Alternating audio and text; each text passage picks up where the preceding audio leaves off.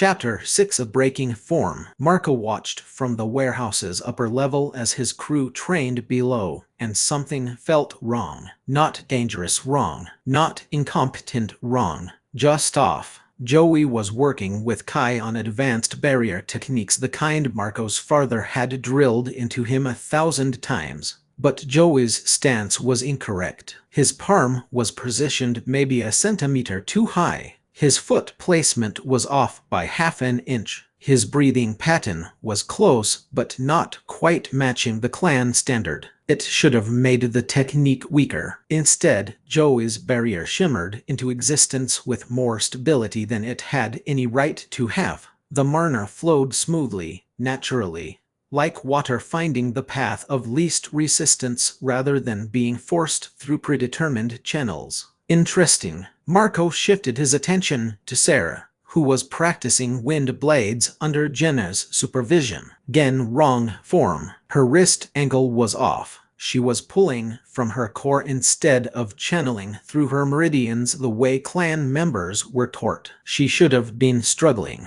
She wasn't. The wind blade that formed in her hand was clean, efficient, and used less mana than the proper technique Marco had been teaching her. When she released it at the training dummy, it cut through with precision that shouldn't have been possible for someone with only 2 weeks of training. What the fuck?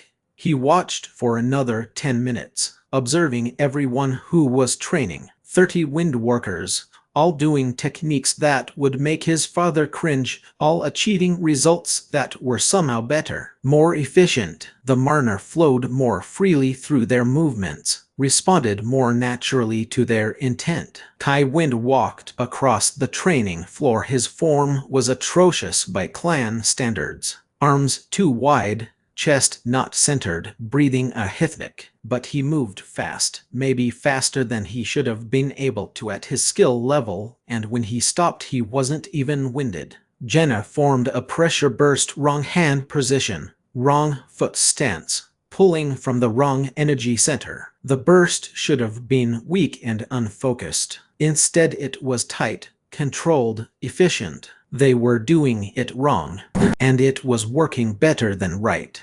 Marco felt something click in his mind, a connection forming between observations he'd been too close to see, too indoctrinated to recognize. The clan way, the proper form his father had beaten into him through years of brutal training, wasn't actually superior. It was just standardized, refined through centuries of masters all agreeing on one specific way to channel wind, one specific way to move, one specific way to breathe. But wind wasn't meant to move one specific way. Wind was chaos, motion, freedom. It destroyed and created without following rules. It was gentle breezes and devastating hurricanes, calm air and tornadic fury. It didn't care about proper form or refined technique, and the clans had spent 1,000 years trying to force it into rigid patterns. Oh fuck, we've been doing it backwards. Marco thought about his breakthrough with becoming heir, how it had only worked when he stopped trying to control everything, when he embraced the destructive chaos of wind instead of fighting it, how letting go of perfection had let him achieve something his father said was impossible. The same principle applied to everything. The clans weren't teaching mastery, they were teaching conformity. Marco stood, his damaged channels protesting even that small movement, and made his way down to the training floor. Everyone stopped when they noticed him. He'd been meditating in his room for most of the past 2 days, barely emerging except to receive updates. He looked like hell, dark circles under his eyes, skin pale and stretched, the black lines of damaged channels visible up his arms, across his neck, stark against his flesh. But his eyes were alert, focused, calculating. "Keep going," he said. "Joey, run that barrier sequence again. Exactly how you were doing it." Joey exchanged a glance with Kai but complied. His stance shifted, foot too far forward by clan standards, weight distribution wrong, palm angle off. He breathed in a pattern that was close to the technique Marco had taught, but subtly different, more natural to his own rhythm. The barrier formed, solid and stable, shimmering in the air with that telltale efficiency. Marco could sense the Marner flow smooth, almost effortless, using maybe 70% of the Marner the proper technique would require. Good. Now do it my way, Marco said. The way I taught you originally. Exactly the way I demonstrated it. Perfect clan form. Joey adjusted. Foot position corrected to the precise angle. Weight centered exactly as prescribed. Palm at the height Marco had shown him dozens of times. His breathing shifted to match the clan standard 4 counts in, hold for 4, out for 8. The barrier formed again, marginally stronger, maybe 5% more resilient, but using significantly more Marner and taking nearly twice as long to manifest. Marco could see Joey straining slightly, forcing his Marner through channels that wanted to move differently. Which one felt better? Marco asked. The first one, the wrong way. Joey looked confused, worried he'd screwed up. It just flows easier. I don't have to fight it as much. Feels more natural. That's because it's not wrong. Marco looked around at his crew, feeling pieces falling into place. I've been teaching you clan techniques, the proper form that's been refined over centuries by masters who all agreed this was the optimal way to manipulate wind. And you've all been adjusting it unconsciously or consciously to fit yourselves better, making small changes that feel more natural to your bodies, your Marner, your understanding of how wind should move. Are we fucking up the techniques? Tai asked, worried. Should we be drilling the proper forms more? No, you're improving them. Marco moved to the center of the training space, though the effort made his damaged channels burn like lines of fire under his skin. The clans don't actually teach techniques. They teach standardization, one perfect form that everyone learns identically, generation after generation, copying exactly what came before. But that form isn't perfect for everyone, it's just the average of what worked for masters over centuries. A compromise, when you adjust it to fit yourself, to fit how your Marna naturally flows, how your body naturally moves, you get better results. Jenna frowned, processing this. So clan members are using techniques that aren't optimized for them individually. Exactly. They're forcing their Marner through patterns that were designed for someone else's channels, someone else's body, someone else's understanding of wind. Maybe those patterns work for some people, the ones whose natural flow happens to match the standard. But for everyone else, Marco shook his head. They're just making things harder on themselves. And because they're so committed to proper form, to tradition, to doing things the way they've always been done, they never experiment, never adjust, never optimize for themselves. They just force it to work and accept the inefficiency as the cost of mastery. But you were clan trained, Sarah pointed out, her young face scrunched in concentration as she tried to understand. From age 3, and you're way stronger than any of us. If the clan way is inefficient, how are you so powerful? Because I had 10 years of intensive training from age 3 to 13. My channels were literally shaped by those techniques as they developed. Like a river being carved into stone, eventually the water flows easily because it's worn a permanent path. My father forced clan patterns into me so early and so hard that my channels grew around those patterns. They became optimized for that specific way of moving Marner. Marco looked at his damaged arms, at the black lines of broken channels visible through his skin like dark veins. But I'm starting to think that shaping was actually a limitation. My channels became rigid, specialized, optimized for specific patterns, but unable to adapt to anything else. That's why the damage is so severe. My channels literally don't know how to route Marner any other way.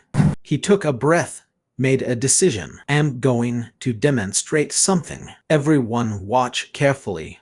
Marco settled into the stance his father had taught him. The foundational wind manipulation form back straight, but not rigid, knees slightly bent at a precise angle, arms positioned exactly so, breathing in the 4-4-8 pattern. The basic stance that every clan technique built from. The foundation that had been drilled into him 10,000 times until his body moved into position automatically. It felt wrong now. Too constrained, too controlled. He reached for his Marner, tried to push it through the damaged channels in the proper pattern, following the exact pathways his father had taught him, forcing the energy to move the way it was supposed to move. Agony. It felt like dragging chains through broken glass, like forcing water through pipes filled with shards. His channels protested every movement, the Marner fighting him every step of the way, catching on damaged tissue and inflamed pathways.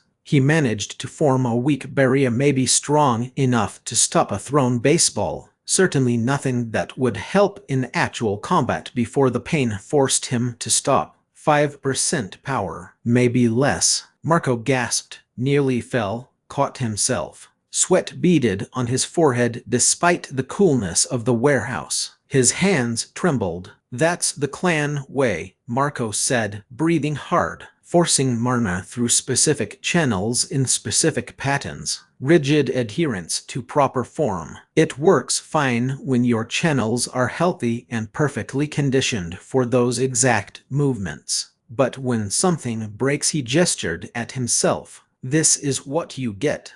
He took a moment to recover, then straightened again. Now watch this.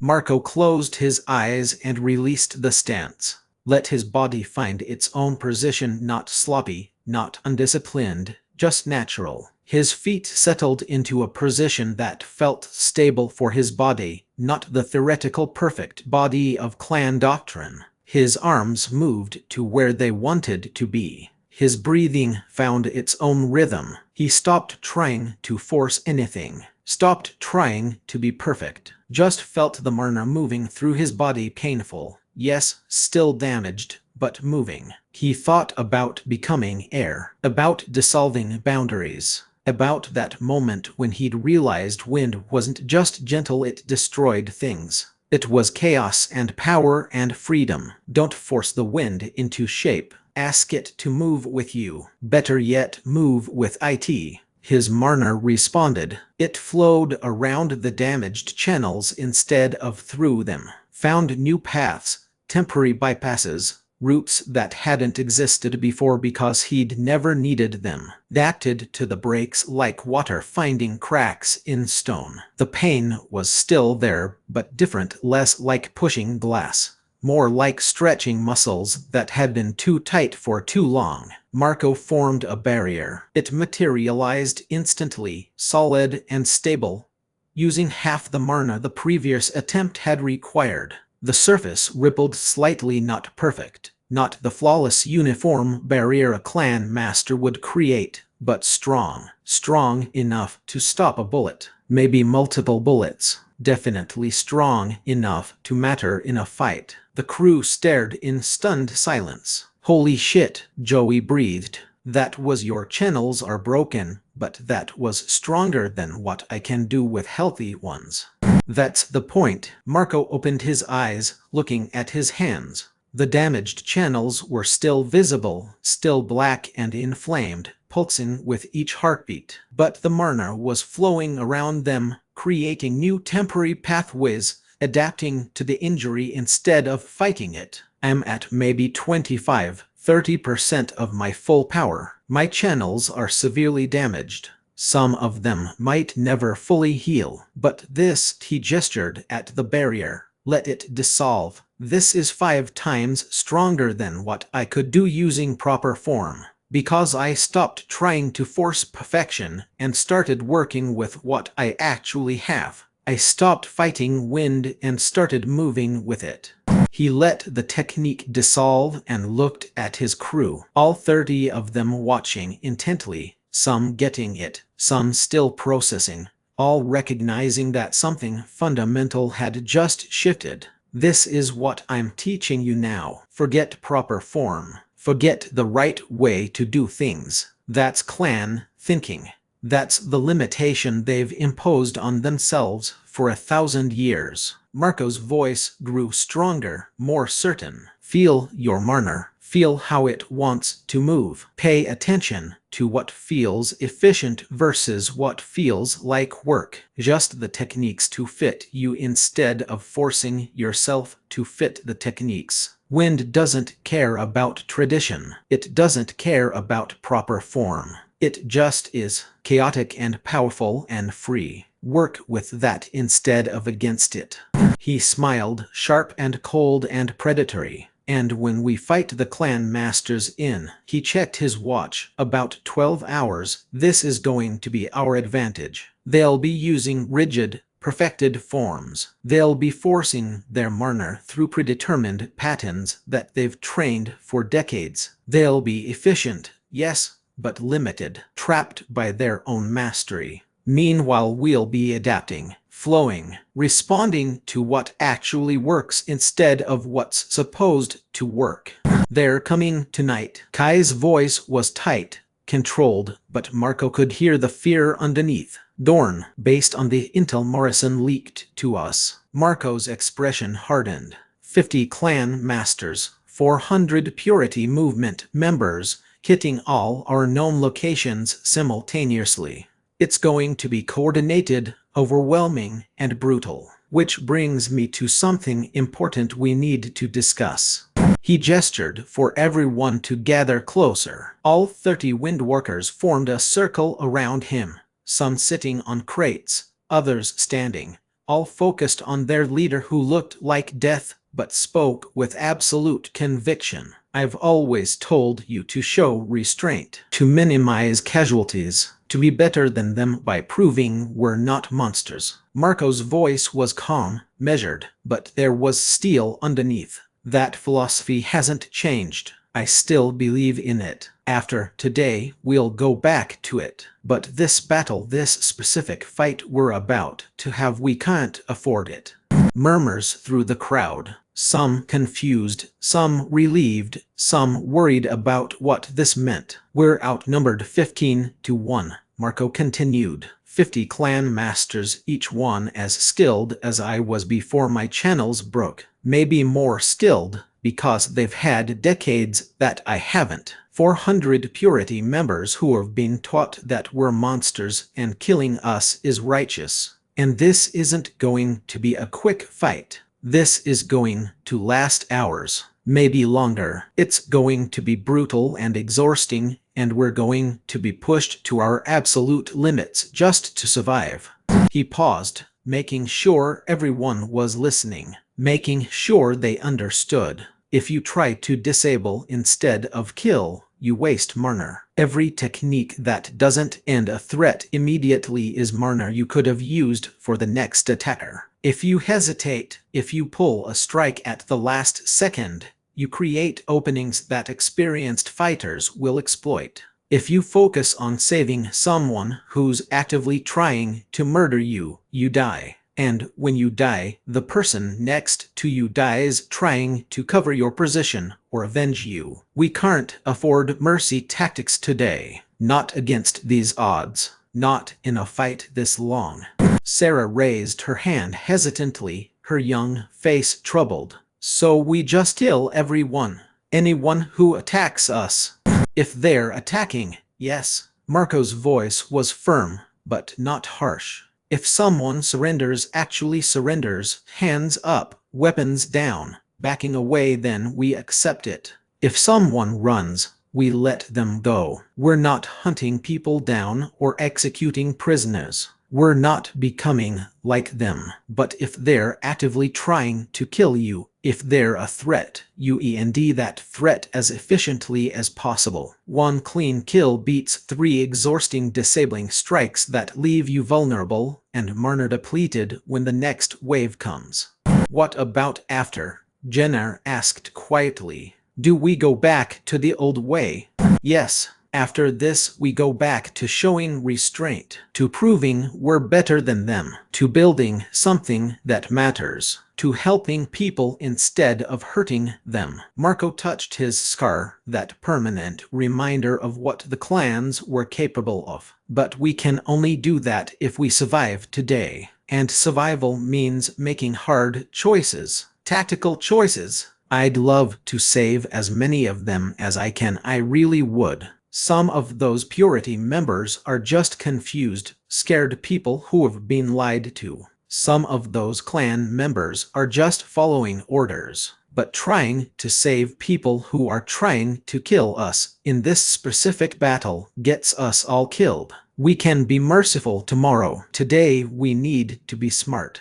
Joey stepped forward, standing beside Marco, his presence solid and supporting. He's right. I hate it, but he's right. We're not becoming them. We're not hunting innocent people or executing prisoners or celebrating death. We're just not dying to prove a point. The point only matters if we're alive to keep making it. Win first. Show mercy later.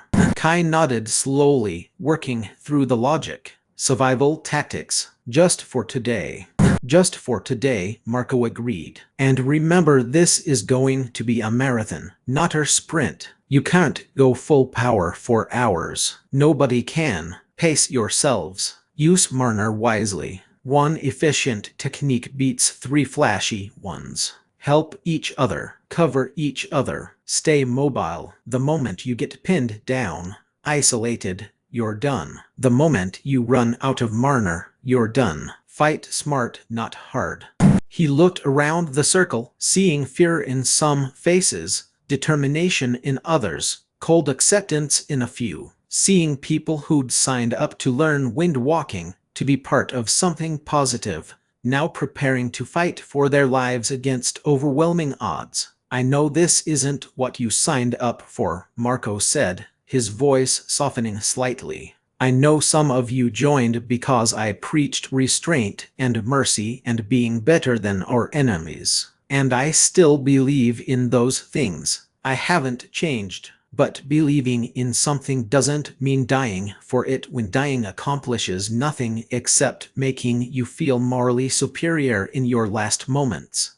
He paused, let that sink in. David, Carmen, and Yuki died because I told you to show restraint in a fight where the enemy had none. I told you to be better than them, and they used that against us. They killed our people while we were trying not to kill theirs. I won't make that mistake again. Not today.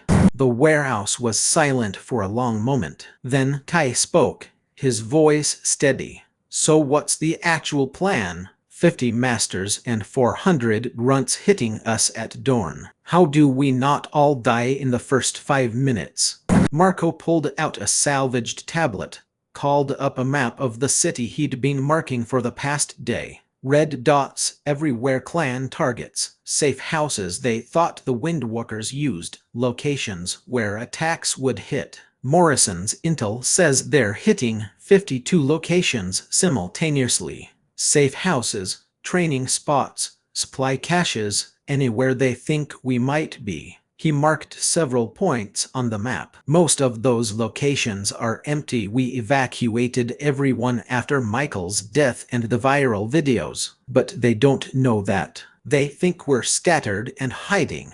He zoomed in on specific areas. We concentrate our forces here, here, and here. 3 groups of 10. Let them spread out attacking empty buildings, wasting time and energy on ghosts. When they realize most locations are decoys, they'll have to consolidate. We group, coordinate. That's when we hit them. Pick off isolated groups before they can regroup, before they realize how few of us there actually are.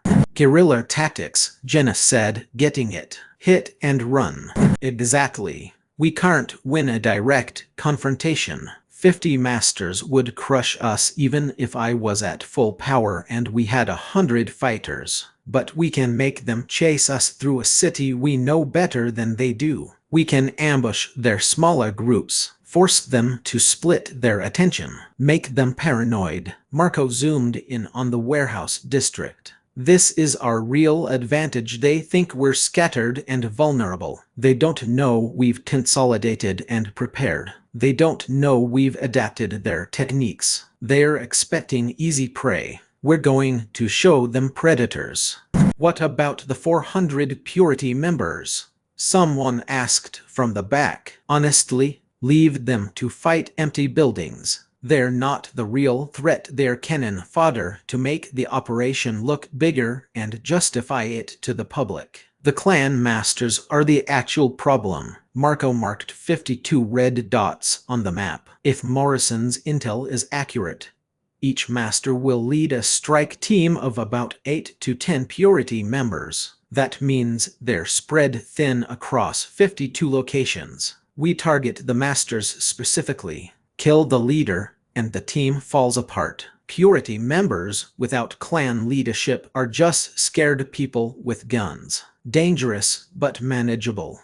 Joey studied the map, his tactical mind working through scenarios. And when they realize what we're doing and consolidate into one big force, when those 50 masters group up, then we run, lead them into prepared kill zones. Urban terrain where their numbers don't matter as much. Narrow alleys, multi-story buildings, anywhere we can control the engagement and force them to come at us in small groups. Marco looked up at his crew. We're not trying to kill all 50 masters. That's impossible. We're trying to survive long enough that they give up or make mistakes. Every hour we last, they get more frustrated, more reckless, more likely to split up again or do something stupid. That's when we actually hurt them. How long do you think this lasts? Kai asked, the practical question everyone was thinking. If we're lucky, 4 to 6 hours. Sunrise to mid-morning. They get frustrated, take losses, decide it's not worth it. Marco's expression was grim. If we're not lucky, could be all day, could be multiple days if they're committed to hunting us down completely. That's why Marner conservation is absolutely critical. You have to fight like you're going to be fighting for 12 hours, because you might be. He stood, his damaged channels protesting the movement but holding. 3 groups of 10. I'll lead one, Joey leads another, Kai the third. We split up now, get into position, rest as much as possible before dawn. When they hit our decoy locations, we wait, let them commit, let them waste energy. Then we strike fast and disappear before they can reinforce. And if we encounter multiple masters at once? Sarah asked nervously, her inexperience showing. You run. Don't be a hero. Don't think you can take them if you just try hard enough. One master is manageable if you're smart and work as a team and catch them by surprise. 2 or more. Marco shook his head firmly. Run and regroup. We win by being smarter, faster, and more adaptable, not by being brave. Bravery gets you killed against masters. His expression was cold and serious now, every bit the leader who'd survived 5 years on the streets. I need everyone to understand something. Some of us might not survive today, probably will not survive, if we're being completely honest. These are the best fighters the clans have. They've trained their entire lives for exactly this kind of operation. They've killed Rogue Awakened before. They're good at it. The only reason we have any chance, and it's a slim chance, is that they don't know we've adapted their techniques. They don't know I'm partially recovered. They think we're scattered, panicked prey waiting to be slaughtered. He looked at each person in turn, meeting their eyes, making sure they understood the stakes. If you want to sit this out, now's the time. Last chance. No shame in it. No judgment. You can hide, evacuate, try to escape the city before they lock it down. I'll even help you get out if you want. I'd rather you live as a coward than die as a hero. Nobody moved, nobody spoke, but nobody left either. Marco felt something in his chest, pride mixed with grief. Pride that they'd stay. Grief that some of them wouldn't survive it. All right then. He managed a tired smile. Get your gear. Say your goodbyes if you need to. Make peace with whatever you believe in. We move to positions in 2 hours. Try to rest, meditate, conserve energy. When this starts, it's going to be absolute chaos and there won't be time for anything except survival. The crew dispersed slowly, moving to gather equipment and prepare. Marco watched them go, feeling the weight of leadership settle heavier on his shoulders than ever before. I'm sending them to die, he thought. Not all of them, but some. And I'm doing it anyway because the alternative, letting the clans kill us all, is worse. Is that the right choice? Is that what a good leader does? He didn't have an answer. Joey appeared at his side, silent presence that grounded Marco when nothing else could. You okay? No, but I will be. Marco looked at his boyfriend, at the person who'd stayed with him when everyone else had abandoned him. I need to meditate, heal as much as I can before dawn. My channels are at maybe 25% free flow, but if I can push that to 30-35, it might make the difference between living and dying. How much can you actually heal in? Joey checked his watch. 6 hours. Not enough. Not even close to enough. But every percentage point matters when you're this outmatched. Marco headed toward the stairs, each step requiring conscious effort. Make sure everyone eats, hydrates, gets whatever rest they can. Check equipment. Run through escape routes one more time. And Joey? Yeah? If this goes bad, if I go down early, you get everyone out. Don't try to save me. Don't be a hero. Just run and make sure as many people survive as possible. Joey's jaw tightened, that stubborn expression Marco knew so well. Not happening. Joey, I said not happening. We started this together. We finish it together. He grabbed Marco's hand, squeezed hard enough to hurt. I am not watching you die and running away. So don't die. Problem solved. Marco wanted to argue, wanted to make Joey promise to survive no matter what happened. But he knew that expression, that absolute conviction. There was no point fighting it. Fine, but if I die stupidly, you're allowed to be pissed at me in whatever afterlife we end up in. Deal, though I'm planning on being pissed at you in this life for a long time, so you'd better survive.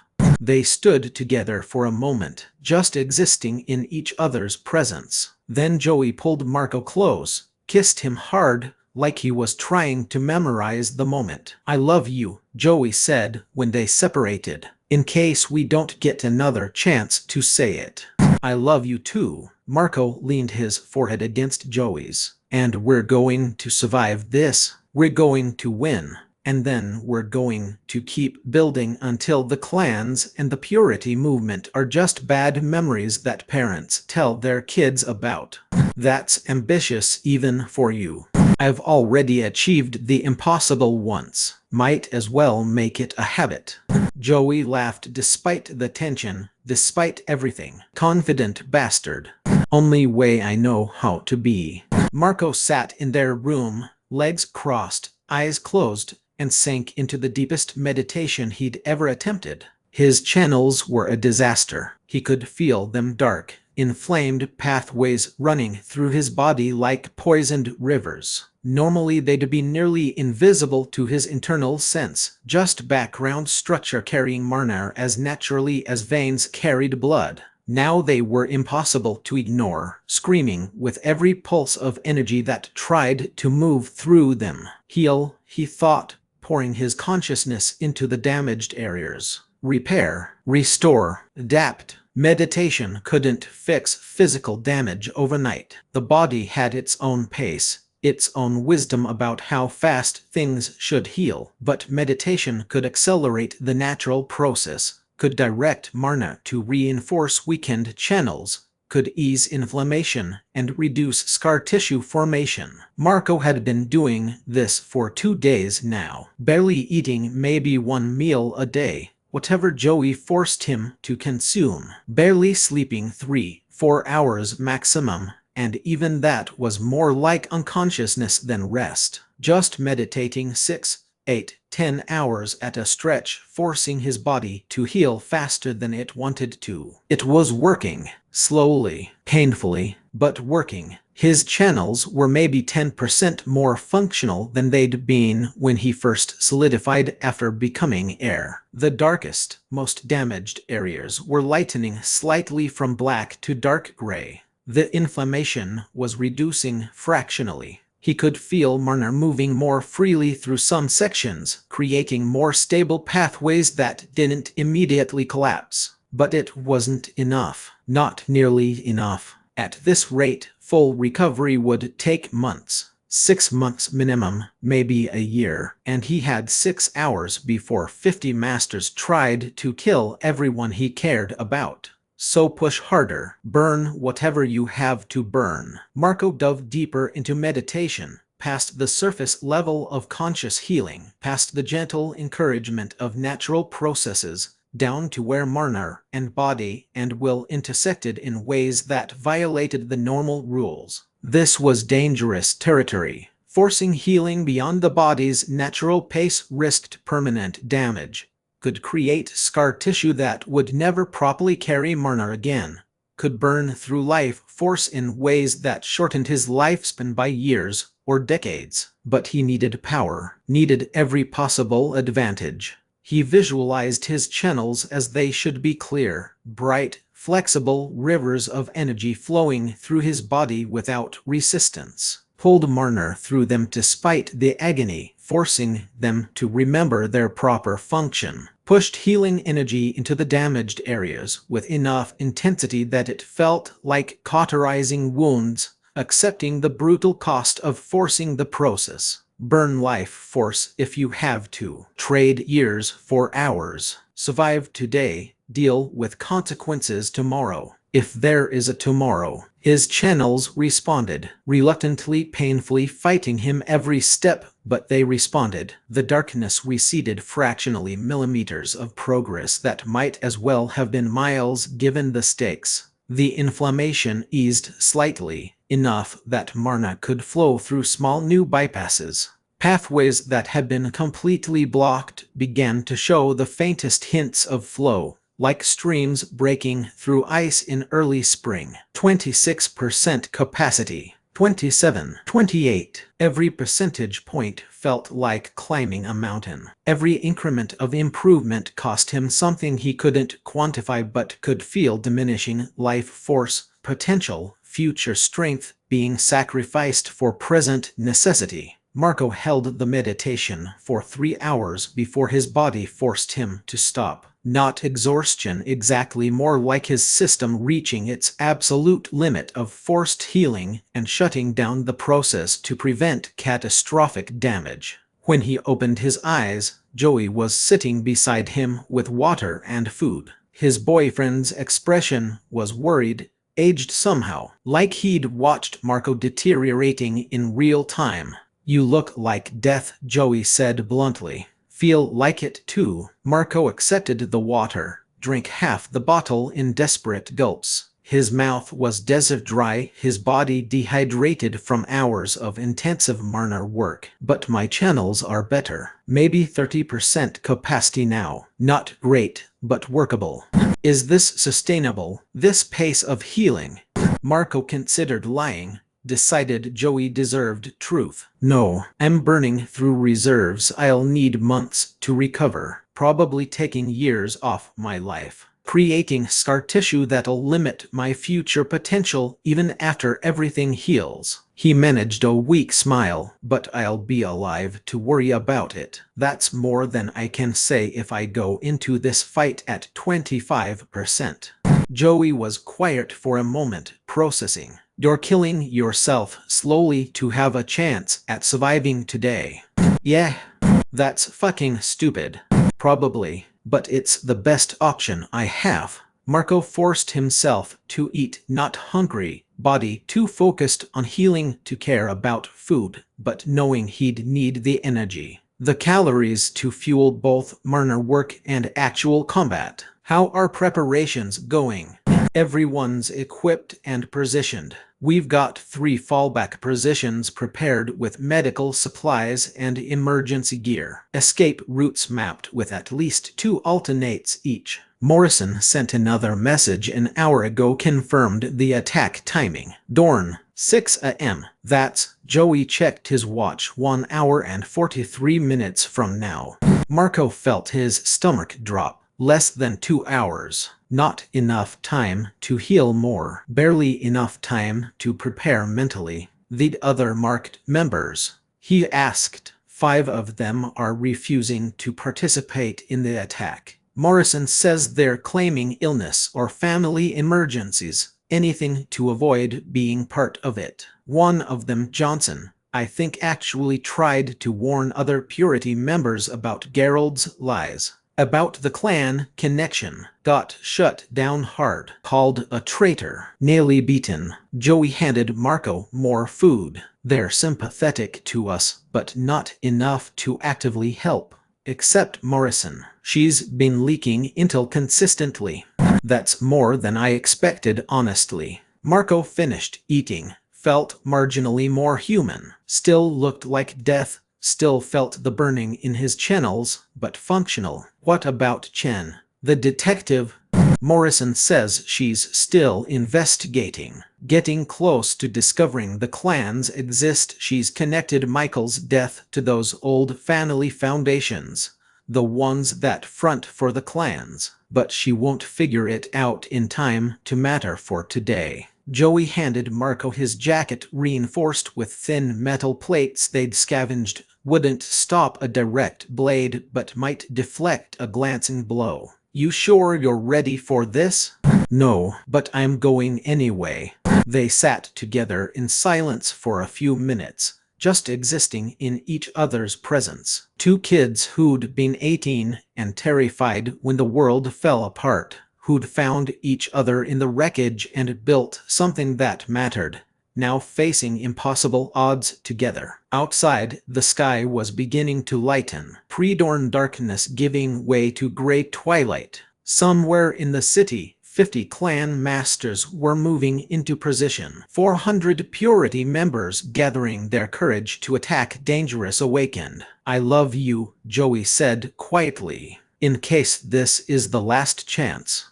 I love you too. Marco leaned against him, allowing himself this brief moment of vulnerability before the mask of leadership had to come back on. And we're going to survive this. We're going to win. And then we're going to keep building until the whole corrupt system comes down. Still think you can take on the entire clan structure? I became heir at 18. I killed a master at 30% capacity. I built an army from nothing. Marco smiled, tired but genuine. Why stop now?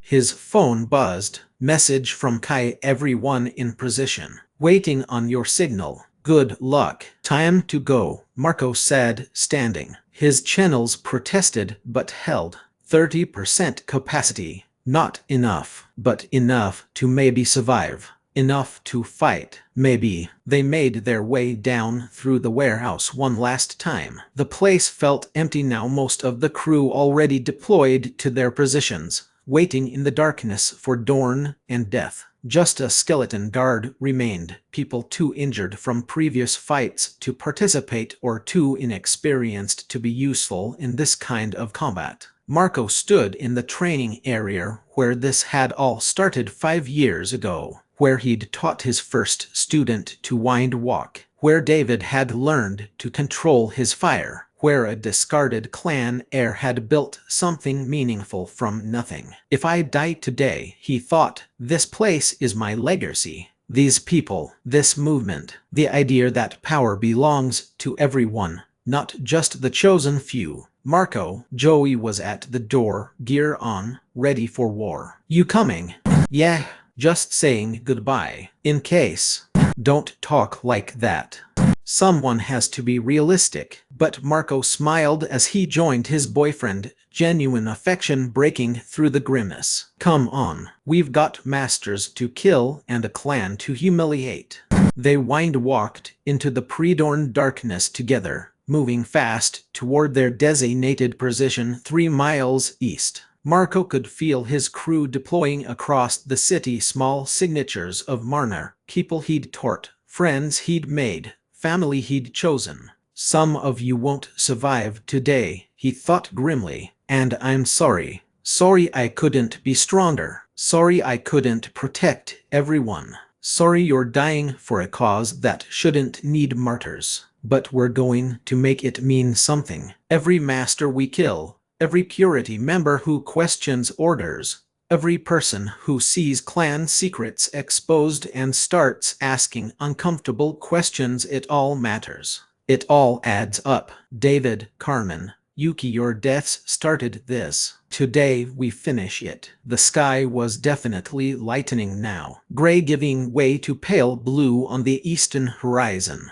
Dawn approaching with mathematical precision. Marco took up position on a rooftop overlooking one of their decoy locations, an abandoned apartment building the clans thought was a safe house based on old intel. Joey and their 10-person team spread out across nearby buildings, all ready to move, all armed with whatever weapons they could scavenge. Below, the street was empty. Silent, the whole city holding its breath before violence erupted. Marco extended his senses carefully, feeling for approaching signatures. His damaged channels made it harder, like trying to see through fog, but he could still detect movement, still feel the distinctive signatures of Marner suppression that meant Awakened were approaching. There, multiple Marner sources, moving fast through the pre-dawn streets, coordinated like a military operation. 20 of them approaching the building with professional precision. Clan-level suppression, but not perfect. These weren't masters, just skilled clan members.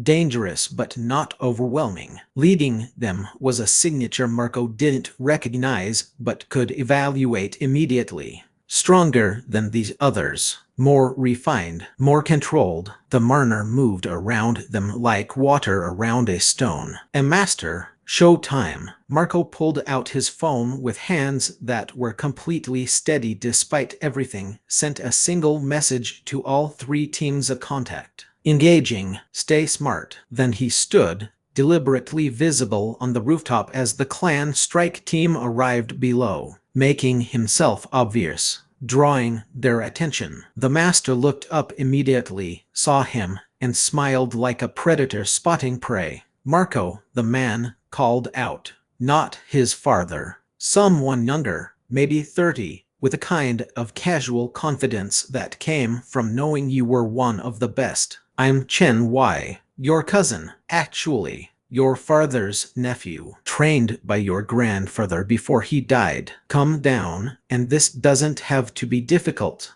Doesn't have to be difficult. Marco's laugh was cold, sharp, carrying across the empty street. You're here with a kill team to murder me and everyone I've taught. That seems pretty fucking difficult to me.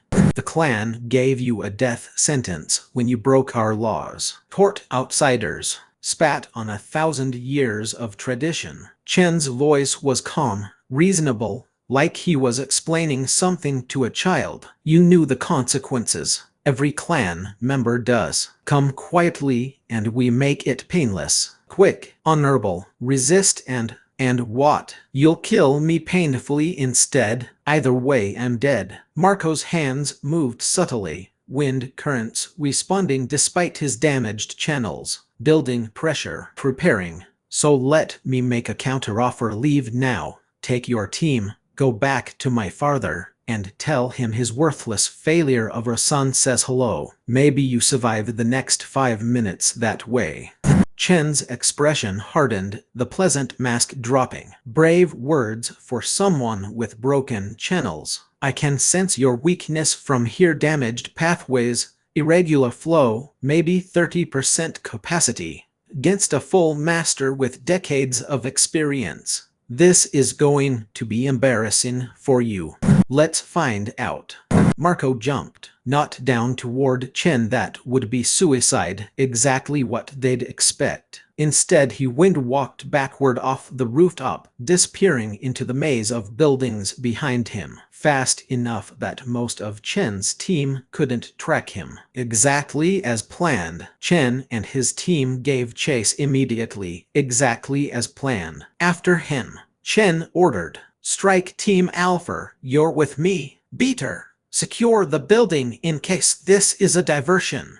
The clan members split, 10 following Chen in pursuit, 10 moving to search the supposedly occupied building. And as Chen's group rounded the corner into the alley, moving fast in tight formation, Joey's team dropped from above. The clan members reacted with the speed that came from decades of training. Barriers up, defensive positions formed instantly, weapons drawn. But they'd been expecting one opponent, maybe 2 stragglers, not 10 windwalkers working in perfect coordination, using techniques they'd adapted to their own strengths, attacking from prepared positions. The fight lasted 30 seconds of brutal, chaotic violence. Chen proved immediately why masters were feared. He killed 3 of Marco's people with clinical, horrifying efficiency. Wind blades through throats, delivered with such precision that the victims were dead before they hit the ground. Pressure bursts that crushed windpipes and shattered ribcages.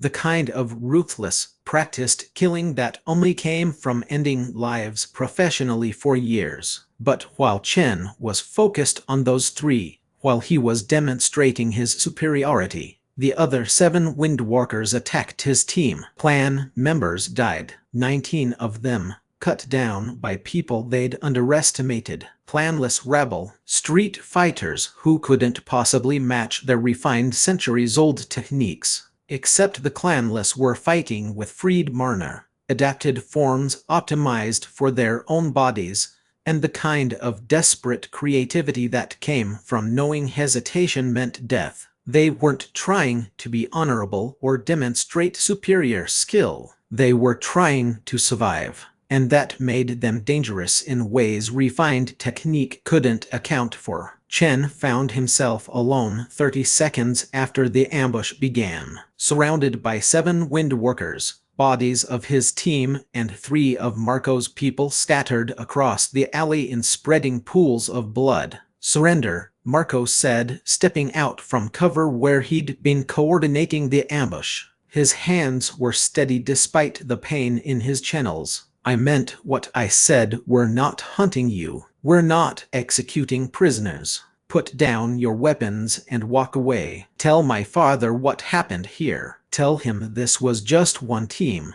Chen looked at him with something like respect mixed with contempt. "You've taught them well, better than I expected. Adapted our techniques in ways I didn't think possible for clanless." His eyes moved across the windwalkers, calculating odds, assessing threats. "But you're still outmatched. I am not the only master out here. There are 49 others hitting your positions right now. You might win this fight. You won't win the day.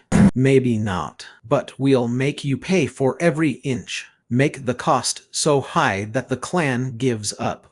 Chen's expression shifted to something harder. "The clan never gives up. We've existed for 1,000 years by being more ruthless than our enemies. You think 20 dead clan members matters? We'll replace them. We'll send more. We'll hunt you until every last person you've taught is dead. Then I guess we'd better make sure you don't get back to report." Chen attacked. It was everything Marco expected: master-level speed, perfect form honed by decades of practice, every movement efficient and deadly. Wind blades from multiple angles designed to overwhelm defenses, pressure manipulation to break footing and disrupt concentration, barriers forming and collapsing in perfect rhythm to control space and movement.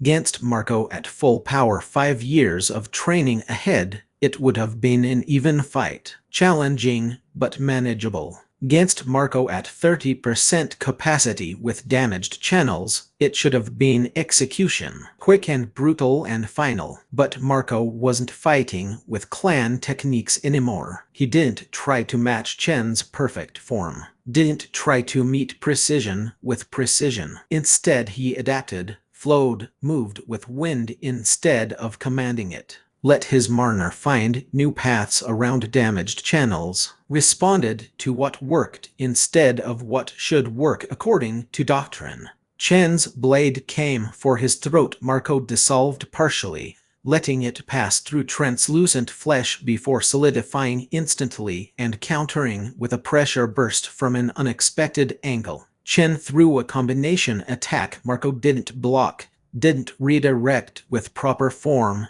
just moved like water flowing around stones, finding the gaps in the pattern. It wasn't enough to win. Chen was too skilled, too experienced, too fast, but it was enough to survive. Enough to keep the master occupied and frustrated. And while Marco kept Chen distracted, his team attacked. 7-on-1. Not honorable, not fair, not giving the master space to demonstrate his superior skill. Exactly what Marco had told them to do. Wind blades from every direction, timed to force Chen into impossible choices. Block this attack and get hit by that one. Pressure bursts coordinated to break his stance whenever he tried to strike back. Barriers cutting off escape routes, limiting his options, turning his superior mobility against him. Chen fought brilliantly, killed 2 more of Marco's people in the desperate chaos, nearly broke through the encirclement twice. But numbers and adaptation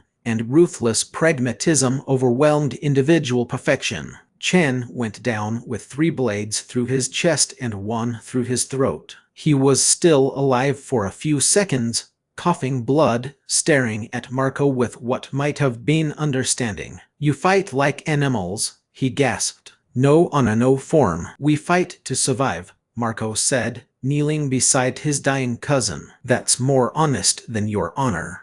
Chen's eyes glazed over, stopped seeing, stopped everything. Marco stood over the body, breathing hard, every movement sending spikes of pain through his damaged channels. His team was down to 5 people, 8 dead in less than 2 minutes of fighting. 8 people who'd trusted him, followed him, believed in his cause. Dead. This is going to be a long day. His phone buzzed, messages from other teams flooding in now that fighting had started. Jenner's group contact. 1 master, 20 clan members. Holding heavy casualties. Kai's group, 2 masters. Fuck. Taking heavy casualties. Need support now. 3rd unnamed group contact. Master dead. Lost 6. Regrouping. Across the city, the battle was spreading. 50 masters. 400 purity members. All descending on the Windwalkers with lethal intent. Marco looked at his remaining team. 5 exhausted, bloodied, traumatized people who'd just killed the master and were realizing the true cost. Realizing this was just the beginning. "Rest for 30 seconds, he said, his voice calm despite everything. "Catch your breath. Check your Marner reserves. Then we move to support Kai. 2 masters is too many. His team won't last long." "What if we can't get there in time?" one of his team asked, voice shaking. "Then we avenge them instead of saving them." Marco pulled out his phone, checked Kai's location. Half a mile away. Maybe 2 minutes at wind-walking speed. But we're going to try, because that's what family does. He looked at the rising sun, at the city that was rapidly becoming a war zone, at the distant sounds of combat beginning to echo through streets. "Remember what I said, survive first. We're not trying to kill them all. We're trying to outlast them. Every hour we survive, every master we kill, every team we scatter, it all matters. It all adds up to them eventually deciding we're not worth the cost. And if they don't..." Marco looked at his damaged hands, at the bodies scattered around them, at the breaking dawn. Then we make them regret they ever heard the name Windwalkers.